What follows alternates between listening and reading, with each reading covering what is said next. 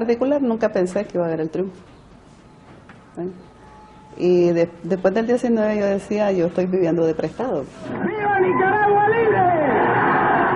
Y los rostros de la gente impresionaban, eran unos rostros iluminados por la esperanza. Hoy tenemos por delante las tareas de la reconstrucción nacional. Era de alegría inmensa, era una gran celebración, eran abrazos con gente que ni conocías, ¿verdad? Pero que estábamos compartiendo la misma alegría. Alístate en la Guardia Nacional. Aquí Nicaragua libre.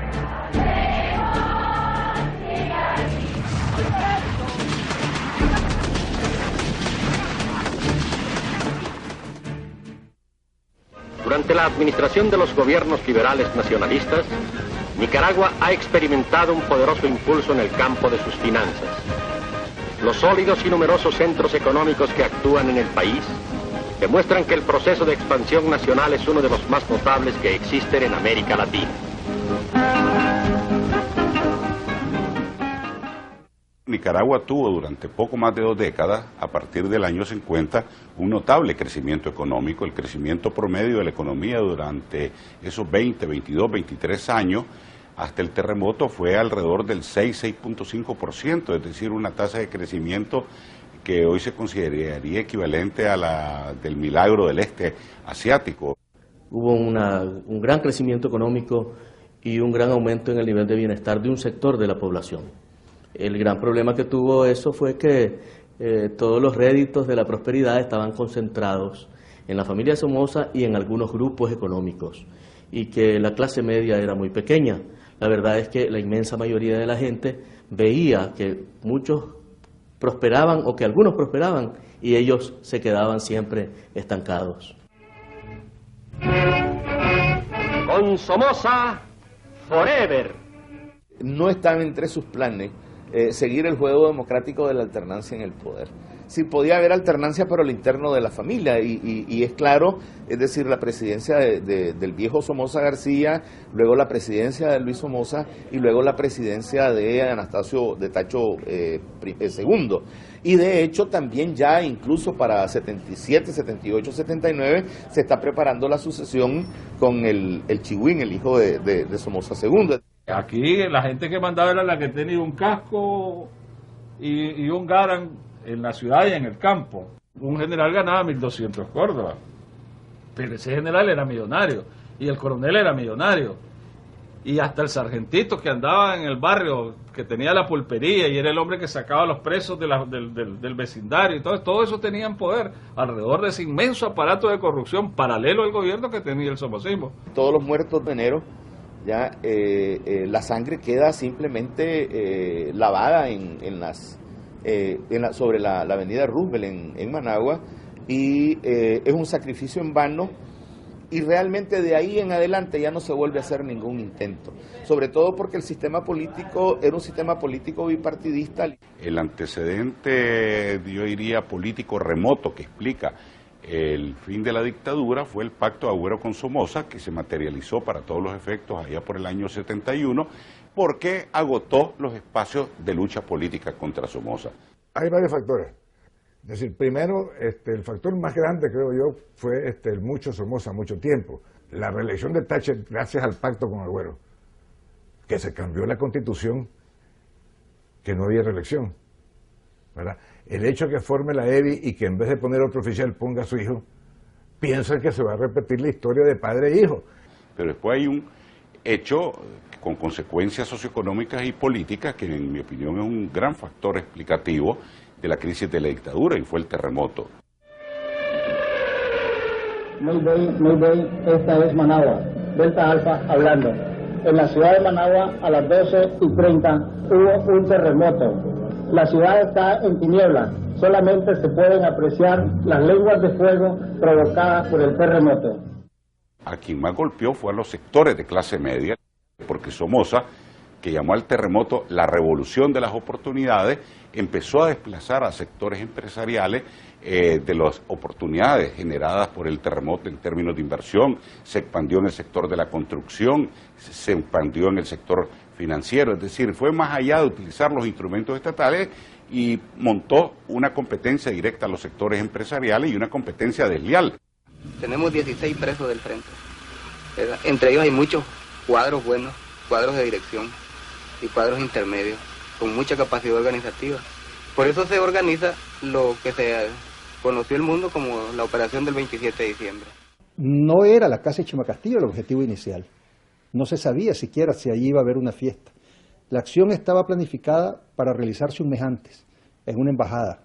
Llegamos en los 2 taxis, atestados los 2 taxis, pues, porque éramos 13, ¿no? 7 en un taxi, 6 en otro. Nos topamos con patrullas de la policía. Y bajamos, en cuanto llegamos frente a la casa, abrimos las puertas y empezamos a disparar. Me encontré ahí durante el asalto, pues, ¿verdad? A algunos personajes conocidos socialmente, ¿verdad? De años anteriores, pues, ¿no? Gente que yo conocía, amigos de mis padres, pues, ¿no? Algunos, incluso profesores míos que habían sido en la universidad. Había siempre una intención muy clara de lo que prevalecía allí era la acción de la organización como tal y no los protagonismos individuales. Salimos y nos fuimos y salimos en el avión y aún en Cuba nos bajamos en el avión con la máscara puesta. Fue el fin de la etapa de la acumulación en silencio y el inicio de una nueva etapa, lo que yo le llamo, o sea, la etapa de la insurrección indefinida, o sea, una insurrección que realmente terminó hasta la derrota de la dictadura el 19 de julio del 79.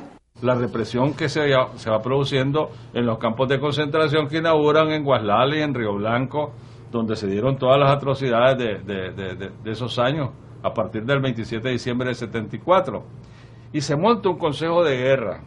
Y lo curioso es que el 90% de los campesinos, y te digo, desfilaron más de 400 ahí, campesinos, que los llevan ahí detenidos por colaborar con la guerrilla, eran de origen conservador. Se había quitado totalmente la pared que detenía ese sector tradicionalmente antisomocista, que mantenía su fidelidad a la oposición tradicional que desaparecía con Agüero, se fue incorporando. Que en noviembre del 76 había ganado la elección de Estados Unidos Jimmy Carter, el presidente Carter, que esbozó una política de distanciamiento con todos los regímenes que violaban los derechos humanos y abrió espacios mayores, pues, para la oposición a Somoza.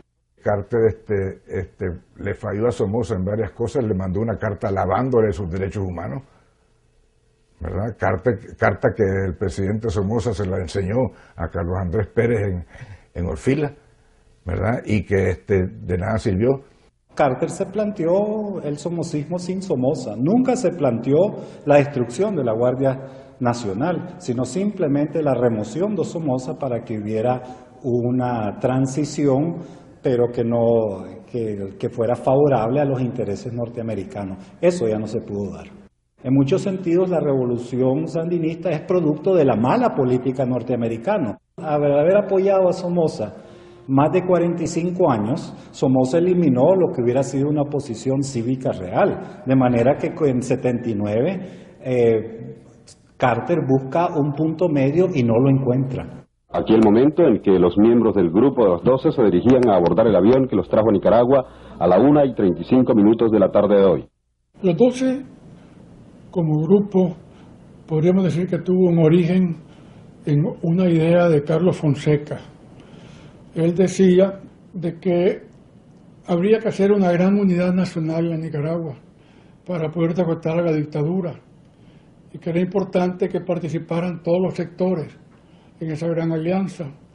Luego esa idea la desarrolló Daniel Ortega y convocó a un grupo de personas que, teniendo pues en la sociedad algún papel que pudiera dar como cierta confianza, si apoyaban la revolución. En octubre del 77 lo que se logra, atacando los cuarteles, conquistar armamento, conquistar adeptos y reclutar guerrilleros y conformar destacamentos de combate. Eso es lo que nosotros hacemos en el Jícaro y es lo que vamos haciendo en toda la parte norte. El ataque a Masaya fue una conmoción en Nicaragua porque fue a 30 kilómetros de la capital. El de San Carlos fue un éxito, pero en la retirada tuvieron pérdida, porque el hecho era quedarse insurreccionando a la población, pero no habían todas las condiciones todavía. El infarto de Somoza es en julio del 77. Hay una comisión de un diálogo nacional, donde están los obispos, 3 obispos, el obispo de Juigalpa, el obispo de León y el obispo de Managua, el cardenal, y donde estamos el doctor Félix Esteban Guandique y estoy yo como presidente del COSEP. Y el emplazamiento a Somoza, ya Somoza debilitado por su salud, un emplazamiento a Somoza, busquemos un diálogo para salir de Somoza. Y gente del sector privado, tan importante como don Alfredo Pelas y don Eduardo Montealegre Callejas, emplazan a Somoza para que se vaya, pero lo que se pretende ahí es una transición. El Frente opta por otra posición, no queremos somocismo sin Somoza, y entonces hay una contraposición. En esta situación se da el asesinato de Pedro. El incidente de Chamorro ha afectado evidentemente al país. Por supuesto.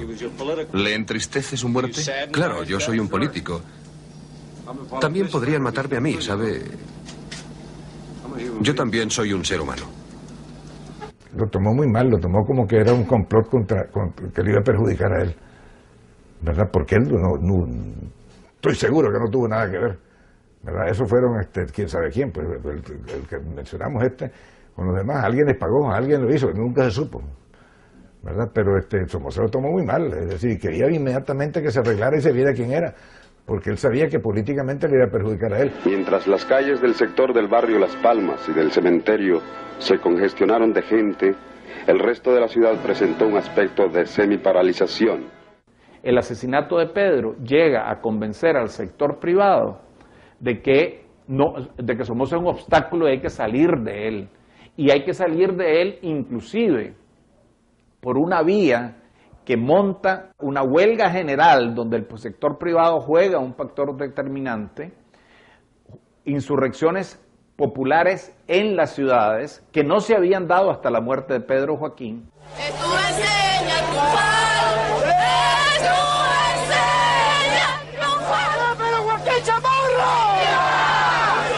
El asesinato de Pedro, ya digamos, es que hay un montón de gasolina que está saliendo sobre una enorme superficie y alguien llega a pegarle un fósforo.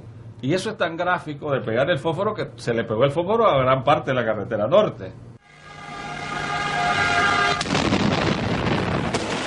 Nosotros sabíamos que iba a haber un intento de toma del palacio de parte de un comando. Nos lo había informado la CIA. Por esa razón, nosotros teníamos en el Palacio Nacional 50 hombres de la EBI y de las Boinas Verdes especialmente puestos donde no hubiera entrado un alma, con bazooka, con ametralladora, con bombas lacrimógenas, con todo. Y llegaban siempre que había sesión del Congreso. ¿Qué pasó? No llegaron ese día.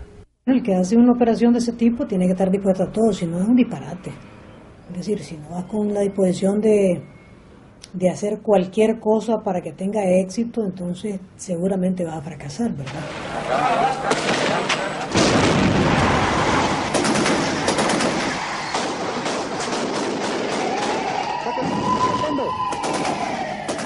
Y yo comencé la sesión y cuando entró el comando de Edén Pastora, el comandante Cero, que disparó, yo estaba hablando con el embajador americano, estaba de pie y me pegó un refilén en la cabeza y sangré que dio gusto porque dicen que el cuero cabelludo sangra mucho. Entonces yo creí que era la guardia que llegaba, ¿verdad? Y entonces fue que Edén me dijo, no, me hice el Frente Sandinista y sacó los pañuelos. Oímos por el radio que la guardia estaba pidiendo más pintura, lo que quería decir más tiros, más balas. Y entonces nosotros nos dimos cuenta que en ese momento ya estaban listos para asaltar el palacio. La primera vez que estaba en la casa de Chema Castillo, Somoza estaba más duro, una negociación más difícil, más complicada y él mucho más fuerte. Y en esta segunda negociación no tenía la misma dureza, estaba preocupado. Y aparentemente la dictadura no daba cara de querer negociar hasta que estuvo completamente convencido de que no tenía remedio.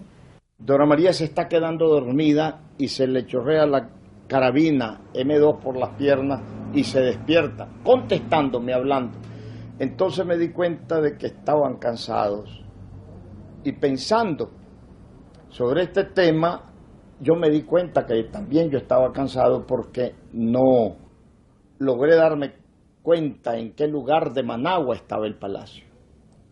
Llamó Humberto Ortega, le expliqué, y Humberto me ordenó que tomara el mando político-militar de la acción, que se terminaran las negociaciones, y tomé el mando político-militar, mandé a parar las negociaciones e impuse la decisión de que o Somoza cedía ya o empezaba a matar diputados. Fuimos en los buses hacia el aeropuerto. Recuerdo que había mucho entusiasmo de parte de la juventud vitoreando al comandante Edén Pastora y a todo el comando. Fue un triunfo, los seguían unos en bicicleta, otros en motocicleta, otros en carro, y los que no tenían carro a pie. Y el comandante Edén Pastora se veía muy contento, solo se oía la voz de la comandante Dora Telles que decía: atentos, que todavía estamos en campo enemigo. Juventud de Nicaragua, si anida en tu corazón ser soldado, alístate en la Guardia Nacional, brazo armado del pueblo, donde recibes escuela, hospital, comida. La represión que se dice es la defensa que hace el ejército de su soberanía, de sus instituciones, ¿ve? Pero no tiene las características, ¿cómo te pudiera decir? Es decir, lanzar bombas, atacar un cuartel pequeño. Todo eso sucedió en toda la República. Señor presidente, algunos miembros de la oposición le han pedido que dimita. Sí. ¿Podría decirnos cuál es su reacción a semejante petición? Ninguna. ¿Podría ser un poco más explícito? Sí, diré que no. La terquedad de mi primo de no llegar a una solución y del gobierno de Carter de no encontrar un acomodo, ¿verdad?, fue el que llevó al caos, creo yo. La gran ofensiva del Frente Sandinista de Liberación Nacional se ha desatado. Nicaragüenses, a la banda, nicaragüenses, a las armas. La insurrección de todo el pueblo triunfará. León inició la insurrección el 4 de junio. ¡Ahí te va tu caramelo! Y ya para el 20 de junio nosotros habíamos logrado tomar el comando. Y el 7 de julio estábamos tomando el Fortín, es decir, León se liberó muy rápidamente la ciudad. La Dirección Nacional Conjunta en su última comunicación nos transmitía una serie de consideraciones y estimaba que era conveniente pasar de inmediato a evaluar los acontecimientos para estudiar y determinar cuándo estallar la huelga general, entendiendo esta como el preludio de la insurrección en todos los frentes de lucha. La insurrección aquí no fue espontánea, de repente la gente se alzó y pum, Somoza se cayó, no. Fue una cosa completamente dirigida, una estrategia además mayor, donde el Frente Sur jugaba un papel importante de fijar fuerzas, las fuerzas más importantes de la dictadura militares, pues, ¿no? Y nosotros planificamos en Managua, ¿verdad?, dónde iba a ser la parte de Managua que nos íbamos a tomar, ¿verdad?, por qué razones, dónde pasaban los cauces, para evitar el paso de tanquetas por ahí, por los cauces que nos protegían, pues, como barricadas naturales, pues, obstáculos naturales. Yo en lo personal le puedo decir, jamás rehuí ningún combate. Yo en lo personal jamás dejé una posición que fuera ocupada por ellos. Lo contrario, nuestra situación era profesional. El Zorro y el Danto son dos figuras relevantes en el Frente Norte, cada uno en su papel. Los dos grandes objetivos eran Estelí, Matagalpa, tenían complementariamente Cotal, y a partir de los dos grandes ejes de las tomas de las grandes plazas militares, se van al mismo tiempo desarrollando captura de plazas menores. Se captura Condega, se captura Sébaco, la Trinidad, la Concordia por el comandante Omar Cabeza, nosotros vamos liberando Muy, Matiguá, Río Blanco. Y los combates eran agarrados de la cintura. Nos veíamos de trinchera a trinchera, nos insultábamos verbalmente con las palabras nuestras de los nicaragüenses, hijo de tal por cual, y verbos va, verbos vienen, nos gritábamos, nos insultábamos, y ahí va, son Chabela, Vamos a pelear.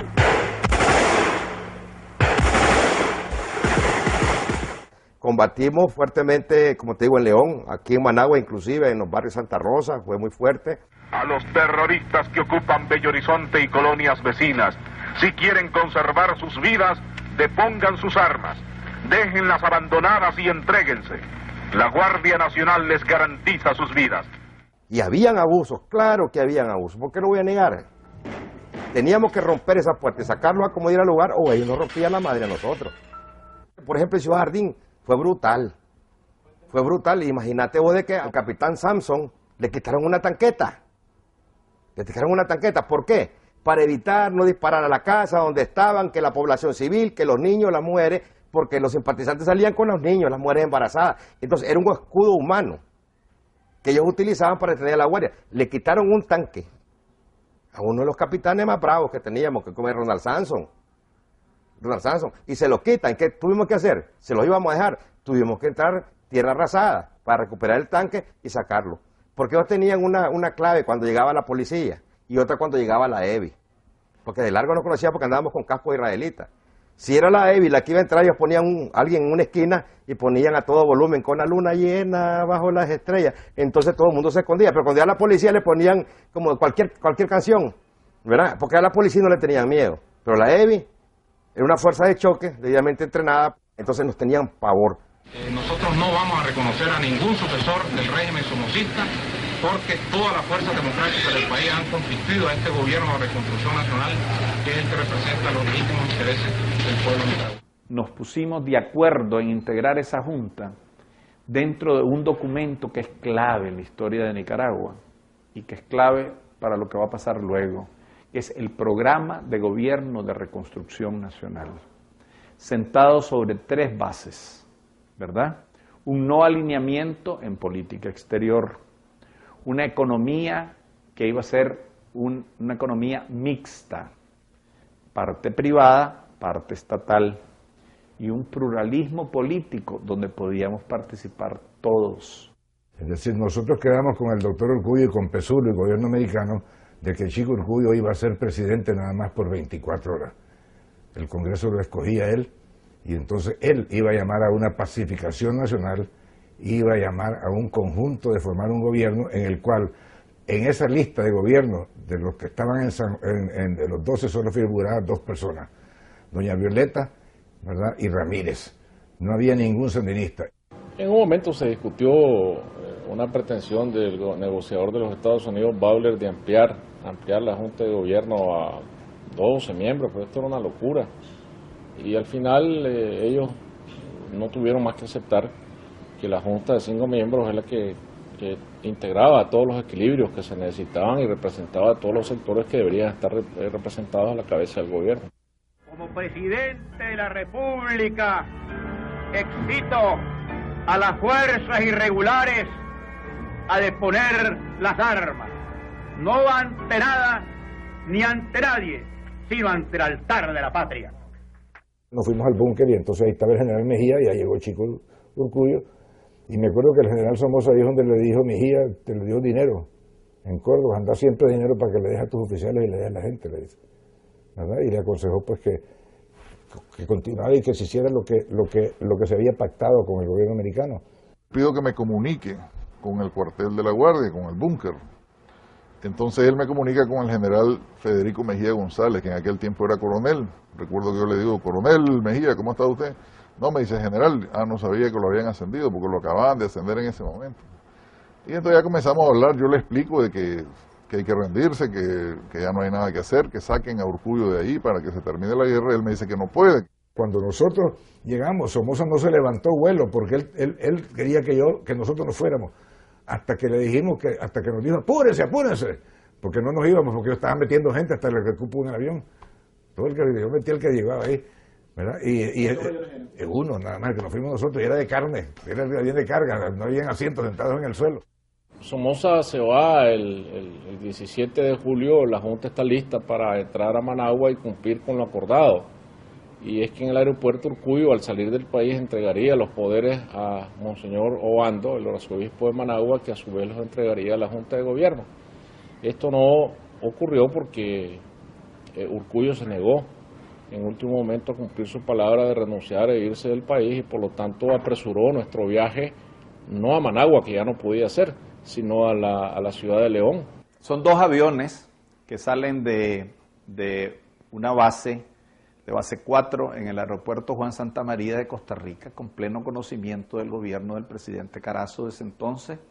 Volamos sobre el Pacífico y entramos a León. Fuimos a esta ceremonia en el Paraninfo de la universidad, que para mí tenía mucha significación, y ahí la Junta tomó posesión de su cargo, proclamó a León como capital del país, y al día siguiente, cuando las fuerzas guerrilleras comenzaron a entrar a Managua, una de las cosas que lograron fue tomar la estación de televisión, y entre lo que la televisión logró entonces ya transmitir fue la primera imagen que veíamos de Sandino en la televisión de cine, en un viejo noticiero de Moviton, de Sandino quitándose y poniéndose el sombrero y con la música revolucionaria.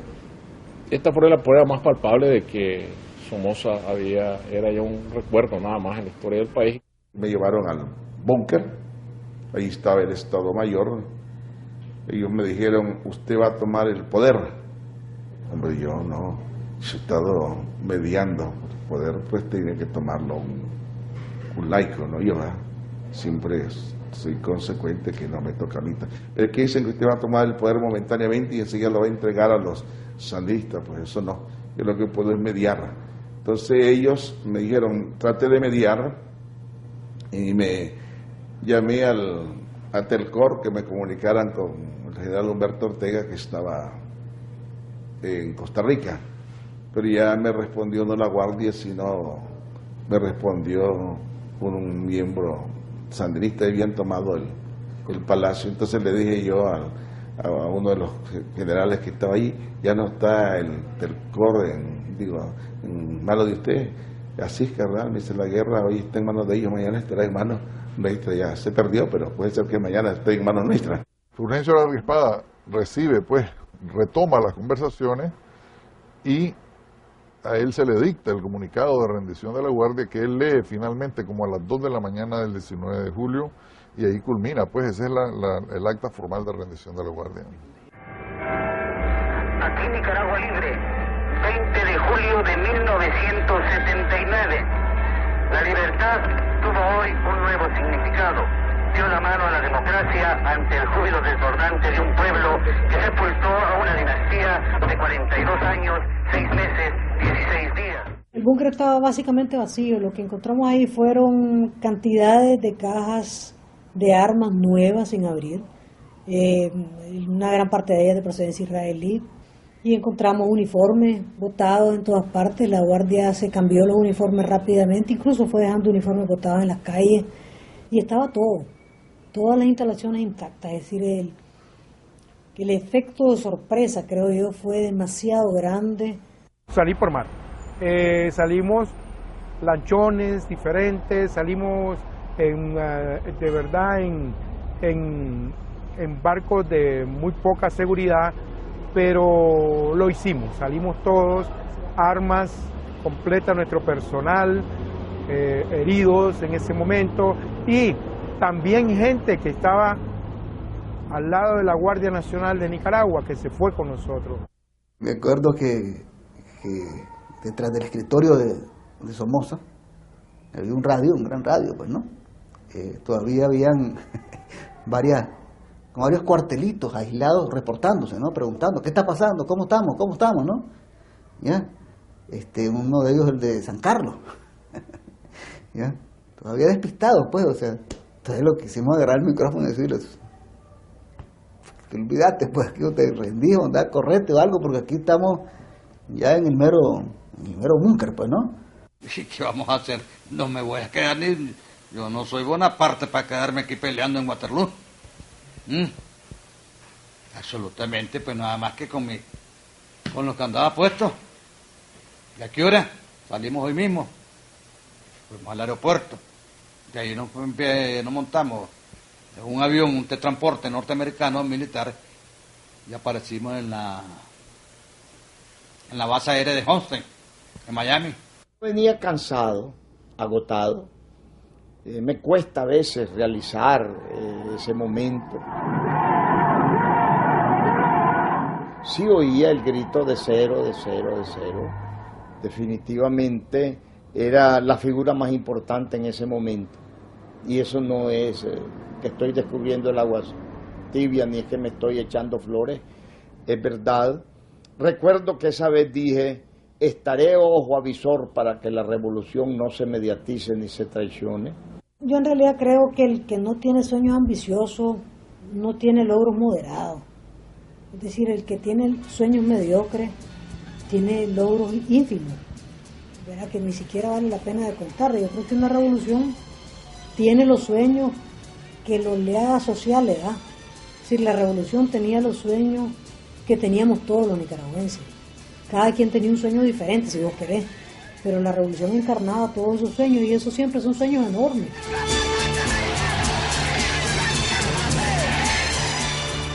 Miles, millares, incontables personas nicaragüenses que llaman a la patria libre, que inician a partir de hoy una tarea, la tarea más bella, levantar de entre las cenizas un país que quedó destruido. Todo era confusión. No sabíamos cómo se gobernaba, cómo se ordenaba esto. La Dirección Nacional empezó a dar los primeros pasos con la Junta de Gobierno. Esta fue una de las primeras experiencias, vivir los momentos en que el caos comenzaba a aplacarse y se iba creando una sola autoridad nacional. Es una luna de miel que probablemente de 30 días, una cosa así, donde todos estamos, y además donde yo estoy sintiendo que el documento clave, insisto, es el programa de gobierno. Pero ya uno comienza a sentir que ese programa de gobierno paulatinamente es puesto en el cajón del olvido. Yo creo que las contradicciones fundamentales se dieron cuando la Dirección Nacional del Frente Sandinista acaparó las decisiones estratégicas en el país sin consultas con la Junta de Gobierno. Entonces esto comenzó a crear obviamente distanciamientos, tensiones y contradicciones con quienes no eran miembros del Frente Sandinista. Pero un gobierno revolucionario que hace una gran reforma agraria, emprende una enorme reforma agraria, cambia completamente el ejército, destruye la Guardia Nacional y establece un nuevo ejército, organiza una policía propia, tiene un poder estatal tan fuerte como el que tenía la revolución, y además cambia la naturaleza de las relaciones sociales, cambia las reglas del juego. Todo eso es un trastorno tremendo en una sociedad y engendra contradicciones. Incluso se llegó a extremos de confrontación, como una que hubo en León muy completa, donde con los leoneses ricos, ¿no? Donde Daniel perdió los estribos, ¿no? ¿Y qué pasó? Porque les dijo, hijos de puta burgueses, y se salió. Nosotros, como Frente Sandinista, teníamos en las cartas, los documentos de Carlos Fonseca, el ideal de la transformación de un país siempre, fundamentalmente pensando en la mayoría, los pobres, la transformación política fuera del somocismo para poder, a través de estructuras que podríamos de alguna forma llamar socialistas,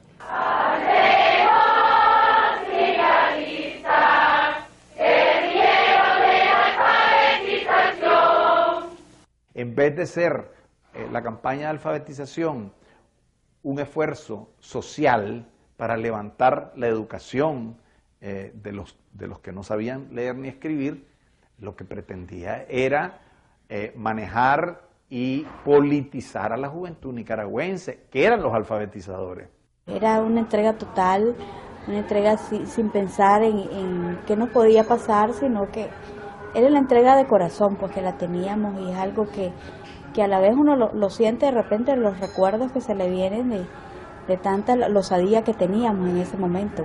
No hubo manipulación, no hubo lavado de cerebro, hubo un proceso educativo con consecuencias políticas.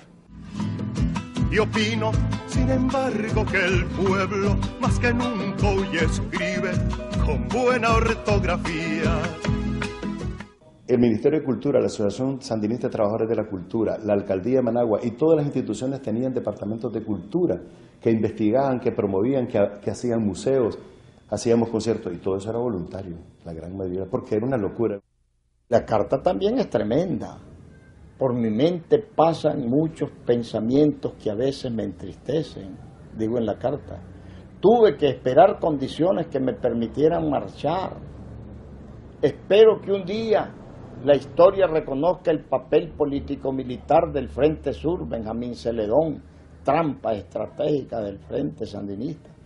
Digo cosas tremendas que solo el Frente los entendió.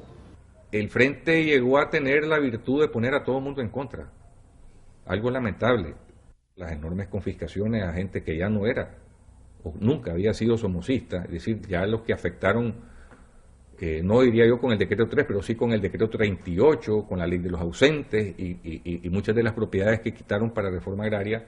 La verdad es de que lo que hicieron fue colapsar la producción, forzar la salida de mucha gente al exilio, empresarios, técnicos. Yo recuerdo en Monimbó, pues allí una cosa fea, fuimos atacados, y yo por gracia de Dios no perdí la vida, porque en el momento de la misa llegó un grupo de personas del frente, se enfrentó con la feligresía, y después digo, voy a salir, me dijeron, no salga porque ya hay varios heridos. Por cierto, pasaba un bus, y una piedra solo me quitó el solideo. Y me salvó Dios, porque una viejita me dijo, te matan, papito, y me agarró la viejita, pero por cuenta me hizo agachar la cabeza y me quitó, a mí no me golpeó, solo me rozó el pelo. Tomé el bus y sí, el bus me llevó por allá y quedé ahí por San Jerónimo. Se oyen los gritos, poder popular, poder popular. Se fueron poniendo las cosas tensas. Después vino el caso de Monseñor Luis Mar Carballo. ¿Te conocen ustedes? Se puso tenso la cosa y se llega a una tensión muy alta cuando viene el Papa, que sucede. El periódico entero se tenía que mandar a una oficina, a la dirección de seguridad, qué sé yo, ¿verdad? De medios, a la dirección de medios, sí. Y entonces ahí parece que lo leían completito hasta los anuncios, en detalle, todo. Y luego este periódico regresaba tachado, lo que no podía salir, y con unas hojas en donde escribían los títulos que no podían salir o las informaciones que no podían. Toda revolución conlleva la posibilidad de una contrarrevolución, especialmente si la revolución es violenta, es represiva, quita libertades en vez de darlas, y eso fue lo que hicieron los sandinistas, pues. Desperdiciaron la gran oportunidad de tener un pueblo apoyándolos. Tomás Borges dijo, recién triunfó el Frente Sandinista, de que aquí tenía que haber contrarrevolución, ¿verdad? Y el mensaje lo entendieron los mismos guerrilleros sandinistas. Pedro Joaquín González fue el primer guerrillero sandinista que se volcó en contra del régimen sandinista. Había sido un guerrillero con una trayectoria de 20 años durante el sandinismo, compañero de Germán Pomares, y él fue el primer guerrillero antisandinista que se concentró en la zona de la Segovia, en Quilalí. Yo soy el responsable de que la CIA se haya metido en Honduras. Digamos, no porque quise, sino que porque los gringos lo hicieron. Porque yo me fui de aquí con el 380, con el general Mejía, que lo teníamos estaba en Brasil, y con el que había sido segundo comandante de la EBI y varios oficiales. Yo me fui para donde Stroessner, y ahí es donde Stroessner nos dio consejo y nos mandó para Argentina. Ahí es donde Argentina comienza y quedamos en un arreglo, tratamos que el 380 va a ser el comandante. Una ayuda que yo recuerdo, y por dar un ejemplo, una ayuda de, supongamos un ejemplo, de 100 millones de dólares, lo que llegaba a la guerra eran tal vez 15, 20 millones de dólares. El resto se iba en asesores y en compañías fantasmas, etcétera, de las mismas organizaciones que daban la ayuda. Para los Estados Unidos, Centroamérica era un lugar donde tenían que afianzar en su traspatio su control. Los comandantes, por su parte, creyeron que tenían una misión, que no se trataba simplemente de llevar a cabo una reorganización radical social de Nicaragua y de su economía, sino, y en esto quizás se exageró, trascender esa misión hacia El Salvador. La revolución estuvo sometida a una guerra de agresión que la administración de Ronald Reagan organizó, diseñó, estimuló, financió y armó, ¿verdad? Y esa guerra tuvo un costo enorme y esa fue la estrategia norteamericana, empobrecer al país y empobrecer a los nicaragüenses. La estrategia que estaba detrás, la mano pachona que maneja tantas cosas, usaba como una fuerza de desgaste, eran los principios de una guerra de baja intensidad, que el objetivo no es ganar. Así llegaron a decir algunos que unos ponían los dólares y otros poníamos los muertos. La ayuda norteamericana, que creo que en esos años, si sumamos de 81, cuando se inicia más o menos 82 hasta 88, creo que ascendió a 189 millones de dólares. La estrategia era no derrotar militarmente al sandinismo, eso siempre estuvimos claros desde el inicio, de que no estábamos luchando nosotros por el poder, estábamos luchando para cambiar el sistema en Nicaragua. No, que la contra sola ella pudiera ganar, lo mirábamos muy difícil. La contra, las acciones más relevantes que llegó a hacer fue la toma de las minas y una incursión que hizo a la Trinidad, Sébaco, esos pueblos más cercanos, que fueron repelidos contundentemente. Porque la guerrilla estuvo dentro de Nicaragua, los campamentos de entrenamiento y de donde salían y donde llegaban al descanso eran en Honduras, pero la lucha se daba aquí adentro de Nicaragua. Fue necesario implementar el servicio militar patriótico. No se le podía hacer frente a un conflicto de tal magnitud con servicio militar voluntario. La presión internacional alrededor sobre todo de los países que aún mantenían su ayuda, la línea socialdemócrata, ¿verdad? Y comienzan a presionar porque se den elecciones. La decisión que finalmente se tomó fue la de seguir en Nicaragua con un sistema presidencialista como es tradicional en toda América excepto en el Canadá. Es decir, elegir un presidente, un vicepresidente y una asamblea legislativa. Y al final se dan elecciones. Pero te digo, esas elecciones no hubieran sido completas si se hubiera dejado participar en realidad la oposición. Pero donde llegaba Arturo Cruz, que iba a ser el candidato, por cierto, manejado por la CIA, como él mismo lo acaba de confesar en sus famosas declaraciones que publicó el Nuevo Diario. You voting tomorrow? Are you voting tomorrow? No, I am not going to vote tomorrow. Why are you not voting? I am not voting because I consider that the elections tomorrow are not legitimate. And I consider, therefore, my duty as a citizen not to vote. Nos interesa que vote el pueblo, independientemente del partido por el que le den su voto. Eso es lo que más interesa. De manera que la elección del 84 es una especie de línea divisoria entre lo que pudo ser y lo que al final fue. Porque el Frente Sandinista se empecinó en darle una coloratura que no respondía a la receta mágica que se había propuesto en toda la entrada, que era el pluralismo triple: pluralismo económico, pluralismo político y pluralismo internacional. Y ahí hubo una actitud cerrada de que aquí se hace lo que yo digo porque yo gané la guerra y lo que se hace con balas no se deshace con votos.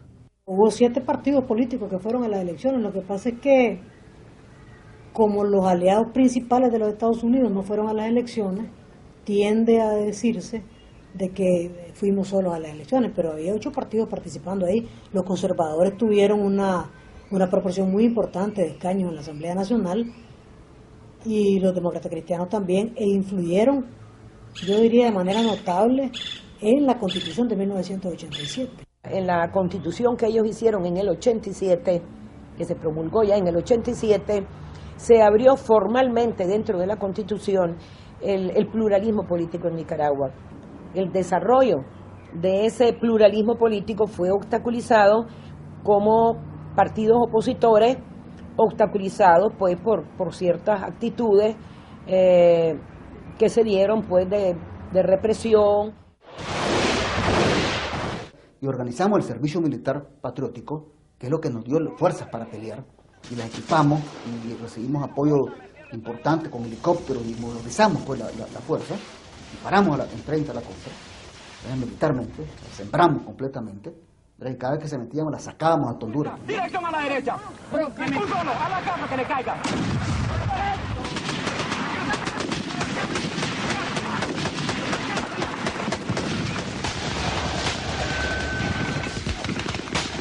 En ese momento, creo yo que claro, se llegó a eso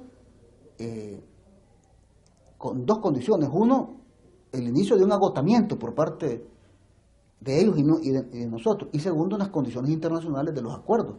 Bueno, la realidad es que las operaciones militares, ellos nunca nos ocasionaron mucho daño, ¿verdad? Las bajas fueron de ellos, siempre que ellos ejercieron una operación militar, y eso se pudo demostrar en la operación Dante 88, ¿verdad? Los muertos los pusieron ellos. Sí es cierto que nosotros nos mirábamos obligados a replegarnos a zonas seguras, ¿verdad? En muchísimos casos hasta territorio hondureño, pero era tratando de protegernos físicamente la vida de nuestros soldados.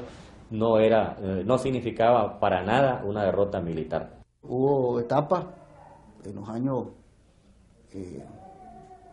87, 88. Teníamos un convencimiento de que eran capaces, ya por el nivel de involucramiento que había, por el nivel de obcecación que tenía Reagan, ¿verdad?, de que intentaran una operación militar contra nosotros, pues no. Y sí nos preparamos. Sabíamos que la 82 División Aerotransportada iba a desembarcar en el triángulo entre el Tipitapa, Managua y Masaya, en ese triángulo que es un llano, para tomar el aeropuerto. No quiero ni pensarlo eso, pues, porque hubiera sido terrible. Terrible. Nosotros teníamos algunos planes de expandir la guerra por Centroamérica. No nos iban a detener la frontera. Teníamos previsto unidades que salían para Costa Rica, pues, y unidades que salían para Honduras. ¿Verdad? Y a El Salvador a pegarse con los guerrilleros salvadoreños. Pues, o sea, era un plan. No era la estrategia nuestra de defensa era una estrategia bastante irregular de defensa, no regular de defensa. Es decir, que agarre, que tomen, pero no van a gobernar aquí, pues, ¿no? Ambas partes son obligadas por las circunstancias a buscar una solución pacífica. Ambas han sido abandonadas. Las dos potencias se han entendido. Quedemos claros de eso. A nosotros, doy testimonio que en una reunión del más alto nivel con de las partes norteamericanas que participaban, cuando yo pregunté cuál era el paso siguiente, con toda tranquilidad y frialdad escuché, están abandonados a su propia suerte. Y eso es posiblemente lo que ocurrió al otro lado. Si no, tal vez eso se hubiera prolongado más. Yo creo que nosotros, cuando nos encontramos en una circunstancia que la única forma de resolver los problemas era entre nosotros mismos, tuvimos la decisión todos de comenzar el proceso de paz. Y ahí, cuando yo tuve la oportunidad de estar frente a frente del general Humberto Ortega, del general Joaquín Cuadra, de muchos otros que participaban del lado sandinista, me di cuenta en la lectura en los ojos y la realidad que si nosotros no hubiéramos sentado a hablar antes, hubiéramos evitado enormes y terribles consecuencias para nuestro pueblo. Las tropas nunca estuvimos de acuerdo con la firma de Zapua, porque Zapua fue una negociación que la hicieron los políticos nuestros, no participó ahí el alto mando militar.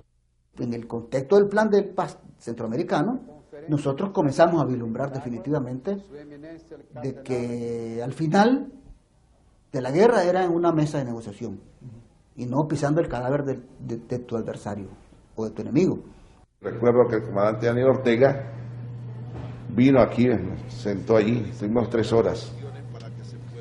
Él me ofreció que yo fuera presidente, el comandante Daniel Ortega en ese tiempo, de la Comisión de Reconciliación. Yo gocé cuando sentaron, difícil al principio la mediación porque el frente no quería estar bajo el mismo techo donde estaba gente de la contra, ni la contra quería estar, entonces era difícil, pero cuando se logra que ellos se sienten frente a frente, entonces el diálogo corrió y gracias a Dios pues se llegó a alcanzar la paz que tanto estábamos anhelando. Quiero expresarle a todos los nicaragüenses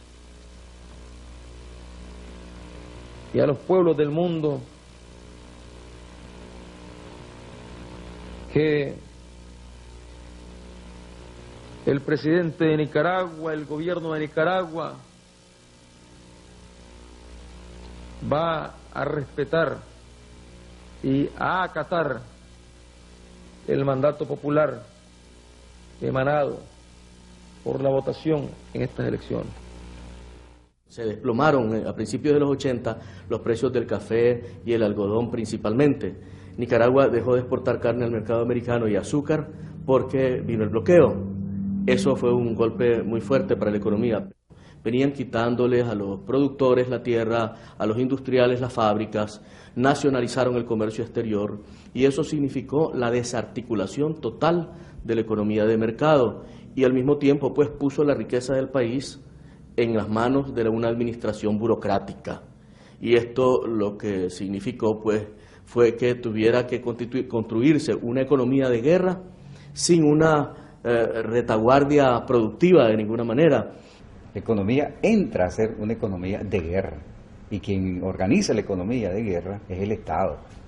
Un elemento de esa economía es el racionamiento. Y primero hubo una canasta, que ahí anda históricamente hablando que todo el mundo quiere 52 productos en su canasta. Después fuimos reduciendo esa canasta para poderla ejecutar, hasta que quedamos en el AFA. El AFA fue arroz, frijoles, azúcar. Es decir, quedaron 3 elementos, pero se le trataba de garantizar a todo el mundo. Ese es un mecanismo de racionamiento. Pero un mecanismo que, estando en situaciones de guerra, también tiene un contenido y una intención de justicia social. Las filas que vos mirabas, la escasez, los racionamientos, son los mismos que vos miraste en Alemania, miraste en Francia, miraste en Inglaterra, miraste en Japón, miraste en los Estados Unidos. En Estados Unidos hubo racionamiento de gasolina cuando estaba la guerra. En Alemania la gente se alimentaba de las cáscaras, de las papas.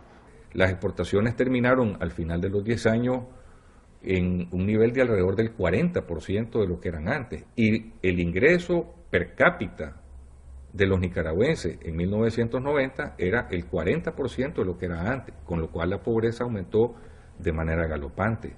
La reforma agraria era uno de los grandes postulados de la revolución. ¿Cuáles fueron los grandes problemas? Al campesinado no se le dio la tierra, no se le dio un título de reforma agraria, sino que se le asignó. Y cuando se asigna, el campesino interpretó, bueno, me la asignaron, me la pueden quitar. Se hizo un modelo que chocaba con la realidad del campesinado. Nosotros sabemos que los campesinos somos individualistas. Y cuando vos metiste en una cooperativa sectores, diferentes estratos, sin hacer una selección verdadera, eso realmente creó problemas serios. Yo no digo que no se hayan cometido errores aquí adentro, probablemente un exceso de carga ideológica sobre la economía y sobre la sociedad de verdad, pero el factor externo fue el que creó esta guerra y a su vez el radicalismo ideológico nuestro aquí terminó de complementar el asunto. Y en condiciones de pobreza, en condiciones de guerra, la opción que una mayoría del pueblo creyó era la más conveniente, era una opción como doña Violeta, que esto no significara un confrontamiento con los Estados Unidos. La administración Bush había dicho que si ganaba los sandinistas iba a seguir la guerra, que si ganaba doña Violeta no iba a seguir la guerra, es decir, el gobierno norteamericano planteó un chantaje de vida o muerte al pueblo nicaragüense. Una cantidad de familias, de madres que perdían a sus hijos, que iban a la guerra, como dicen, como venían los de allá, iban los de aquí, y el resultado eran muertos. Nadie le gusta, ¿entendés?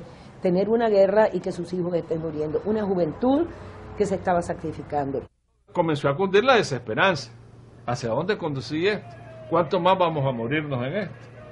¿Cuántos más vamos a tener que seguir sobre todo los sectores medios, los sectores más altos, en las crisis económicas? El golpe de febrero de 90 fue un masazo que el Frente Sandinista, nosotros lo esperábamos nunca, pues. Pero era ya una manifestación clara y precisa de lo que se había venido gestando. El pueblo ya no quería más muertos, ni quería más caos económico. La lección que debemos haber aprendido es de que una nación pobre como Nicaragua tiene para su desarrollo que ser amiga de todo el mundo, porque definitivamente no tenemos el tamaño, ni la riqueza económica, ni los recursos naturales para enfrentarnos con nadie, menos aún con potencias como Estados Unidos. Se requirió una revolución de izquierda para que aquí saliera un ejército nacional. Segundo, en el plano democrático formal, las primeras elecciones libres en la historia de Nicaragua y traspaso pacífico del poder se da consecuencia de la política sandinista. Y tercero, en el orden cultural e ideológico, que aquí tenés una población que no se va a dejar mangonear nunca más. Y además una cosa muy importante, el pueblo nicaragüense aprendió el concepto de que tenía derechos políticos, derechos económicos, derechos sociales, y que esos derechos los puede pelear, se organizó para esos derechos, para pelear esos derechos, y yo creo que esa es la conquista fundamental de la revolución.